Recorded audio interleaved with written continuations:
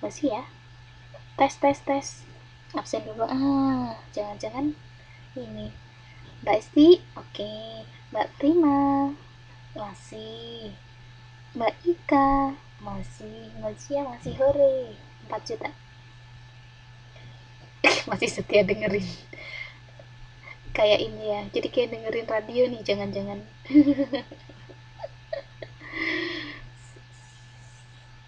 Jangan. Oh iya, jadi ini ya, memang kelemahan daripada komunikasi secara virtual itu adalah ketika memang eh, kemarin kita bahas ya, jadi memang pendekatan secara persuasif itu adalah lebih efektif ketika kita tatap muka gitu kan ya. Beda sekali ya kemarin itu ketika kita tatap muka atau dengan sekarang ketika tidak tatap muka gitu ya.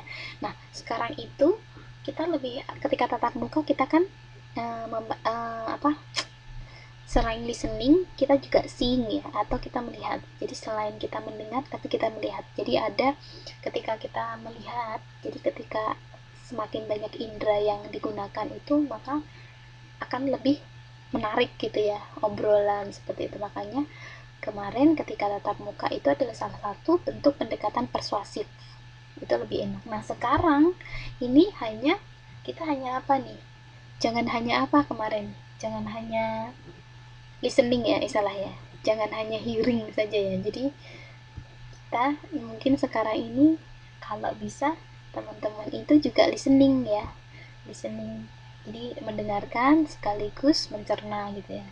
Terus kemudian keluarnya di mulut ya, kalau enggak keluarnya nanti di mana, keluarnya di bawah nanti kalau enggak ya. Ya jadi mungkin itu apa, kita lanjut ya. Jadi terus kemudian sebentar ya ini. Oke, jadi kita lanjutkan nih teman-teman.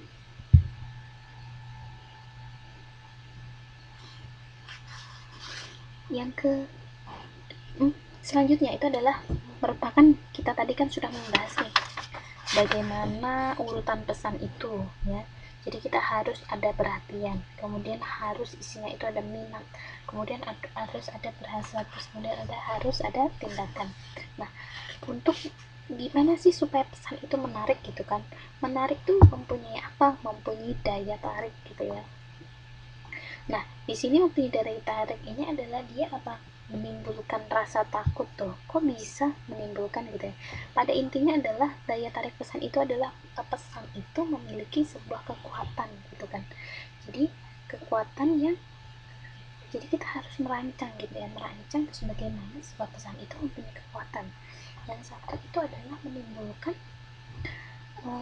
yang pertama adalah menimbulkan rasa takut gitu. Ada aspek-aspeknya ya, menimbulkan rasa takut gitu. Jadi eh, secara tegas biasanya adalah ketika misal ketika kita makan terlalu banyak gitu ya, maka kita akan obesitas atau sangat jadi gendut seperti itu. Jadi ada pesan yang bisa menimbulkan rasa takut gitu. Kemudian yang kedua itu daya tarik pesan itu apa sih gitu. Jadi kan ada pesan itu kan biasa aja, jadi ada pesan yang memang kita harus uh, apa, kuat gitu memberikannya. Misal memang harus menimbulkan rasa takut yang itu tadi. Jadi jika kamu terlalu banyak makan gitu kan, maka akan menjadi obesitas gitu kan. Jika kamu misalkan terlalu sering bergadang, maka akan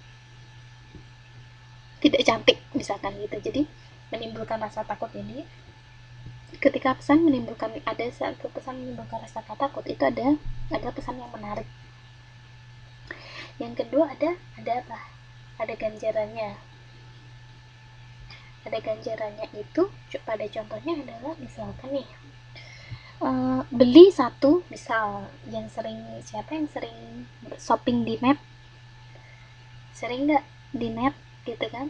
Jadi dia sering sekali ada diskonan, beli satu gratis, gratis satu gitu ya. Ini ganjaran atau imbalan yang diberikan gitu kan. beli satu dapat tiga, atau beli separuh dapat 1,5 gitu ya. Jadi beli gitu kan. Nah itu ada daya tarik gitu, ada ganjaran gitu kan. Kemudian misal kalau yang di, iya sih kalau yang di Indonesia ya, contohnya misalkan di Matahari itu kan, ketika pembelian sejumlah 150.000 maka akan mendapatkan voucher 150.000 juga gitu kan. Hal-hal yang membuat akhirnya menjadi pesan itu sangat tertarik, sangat menarik sekali gitu. Terus kemudian ada lagi pesan itu harus apa, motivasional. Jadi motivasional itu sendiri adalah pesan itu digunakan untuk mensupport gitu ya, mendorong orang lain. Misal ketika Mbak Prima gitu ya. Wah ya, betul betul betul, agen pulsa, salah ya, agen pulsanya Mbak Ana ya, mengisi pulsa 10.000 gratis, SMS 100 ke semua operator. Betul sekali, itu seperti iklan apa tuh, Telkomsel ya, salah ya. Ya seperti itu, jadi ada ganjaran gitu kan, banyak sekali. Oh as. Oke, Mbak Prima benar-benar tahu sekali ya. Jadi itu sangat menarik sekali, jadi kan ada ganjaran gitu kan, jadi memang itu bisa menarik konsumen gitu ya. Terus ada lagi motivasional, itu adalah hal-hal yang dapat mensupport atau mendukung orang lain gitu. Misalkan yang paling umum itu ketika kita bekerja sebagai sales ya, ketika kita mencapai, misalkan nih kita ikut MLM Oriflame gitu kan. Ganjarannya bikin keriting. Jadi gini ya, ketika kita ikut Oriflame kayak gitu gitu, atau ikut misalkan MLM apa gitu ya, ketika sudah melakukan pembelanjaan sejumlah ini, maka akan gitu kan, akan mendapatkan ya, akan meningkatkan gitu ya. Jadi memang hampir mirip ya, ganjaran atau motivasional, tapi motivasional sendiri itu adalah gunanya untuk mensupport atau mendorong orang lain gitu, supaya orang lain melakukan apa yang kita inginkan. Jadi karena kita ingin bisnis kita penjualannya meningkat, maka kita bilang ke penjual, jadi kita bilang pada tim sebentar extend, kenapa extend,